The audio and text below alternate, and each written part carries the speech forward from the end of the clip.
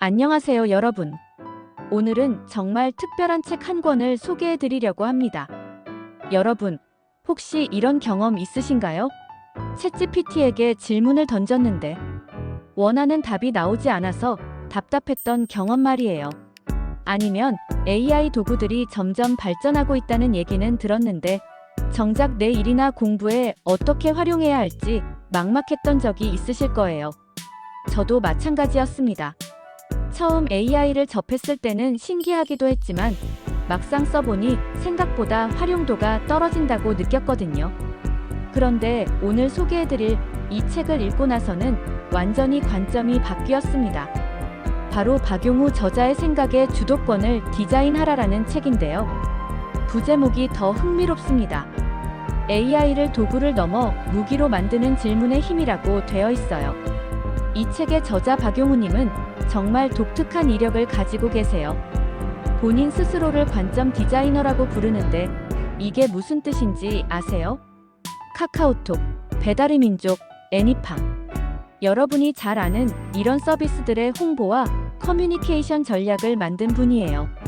그런데 이분이 한 회사에 오래 머물지 않는 것으로 유명해요.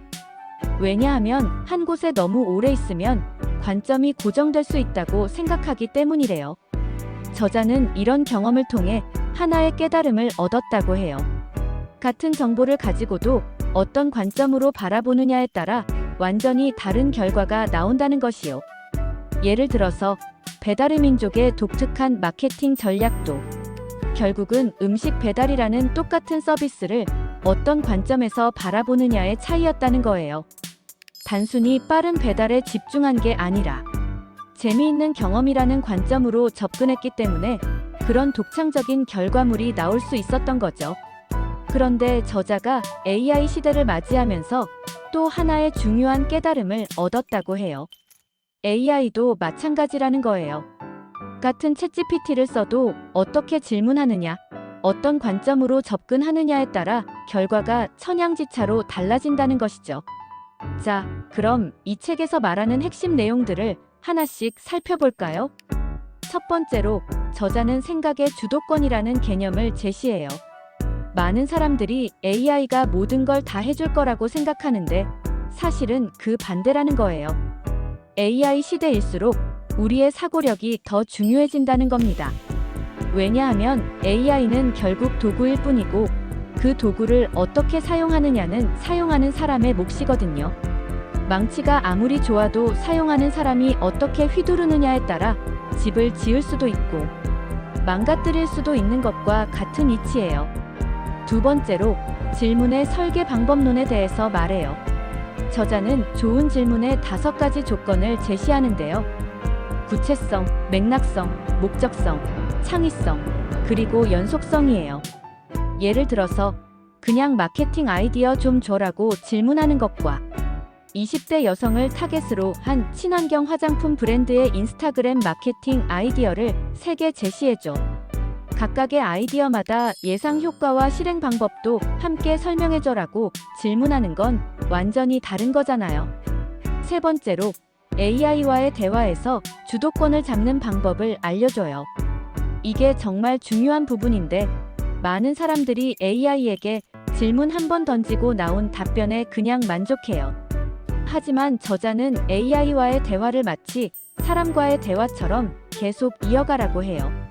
이 아이디어 좋은데 좀 더 구체적으로 설명해줘. 이런 상황에서는 어떻게 적용할 수 있을까? 혹시 다른 관점에서도 생각해 볼 수 있을까? 이런 식으로 계속 대화를 이어가면서 점점 더 정교한 답을 얻어내는 거예요. 네 번째로 창의적 사고를 위한 프레임워크를 제시해요. 저자가 제안하는 관점의 다각화 기법이 정말 인상적이었는데요. 하나의 문제를 고객 관점, 경쟁사 관점, 투자자 관점, 심지어 외계인 관점에서도 바라보라고 해요. 실제로 저자가 어떤 기업 컨설팅을 할 때 이 방법을 사용했다고 하는데 직원들이 처음에는 외계인 관점이 뭐예요? 라고 웃었지만 막상 해보니까 정말 기발한 아이디어들이 나왔다고 해요. 다섯 번째로 실전 활용 방법들을 구체적으로 알려줘요. 마케팅, 기획, 창작, 학습 등 각 분야별로 어떻게 AI를 활용할 수 있는지 실제 사례를 들어서 설명해요. 특히 인상적이었던 건 학습 부분이었는데요. 단순히 AI에게 이거 설명해줘라고 하는 게 아니라 내가 10살짜리 아이라고 생각하고 이 개념을 설명해줘. 이 개념을 요리에 비유해서 설명해줘. 이런 식으로 다양한 방식으로 접근하면 훨씬 더 깊이 있게 이해할 수 있다는 거예요.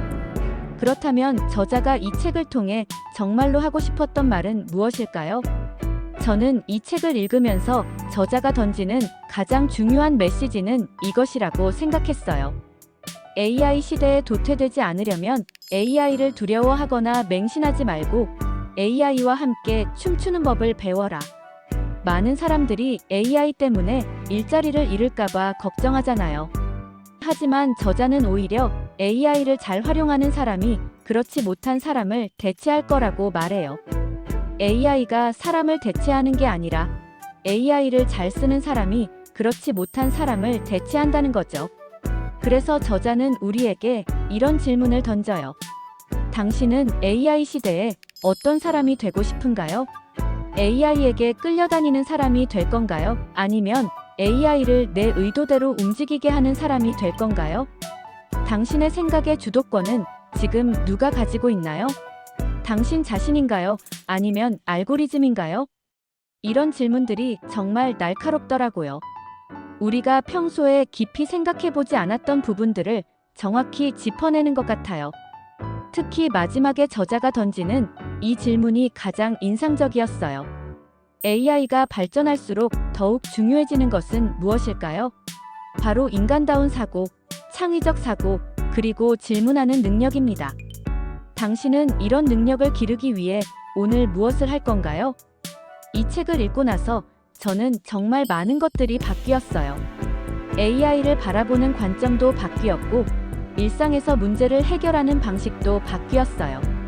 무엇보다 질문하는 습관이 생긴 게 가장 큰 변화예요. 예전에는 뭔가 막혔을 때 그냥 어떻게 하지? 라고 막연하게 생각했다면 이제는 이 문제를 다른 관점에서 보면 어떨까? 이 상황에서 내가 놓치고 있는 것은 무엇일까? 이런 식으로 구체적으로 질문을 던지게 되었어요. 그리고 AI를 사용할 때도 훨씬 더 전략적으로 접근하게 되었어요. 단순히 답을 구하는 게 아니라 AI와 함께 생각을 발전시켜 나가는 파트너로 활용하게 된 거죠. 자, 그럼 이 책의 기본 정보를 정리해 드릴게요. 출간일은 2025년 7월 2일이고요. 경이로움 출판사에서 나왔습니다. 페이지 수는 304페이지 정도 되고요. 이 책을 특히 추천하고 싶은 분들이 있어요. 첫 번째로는 직장인들이에요.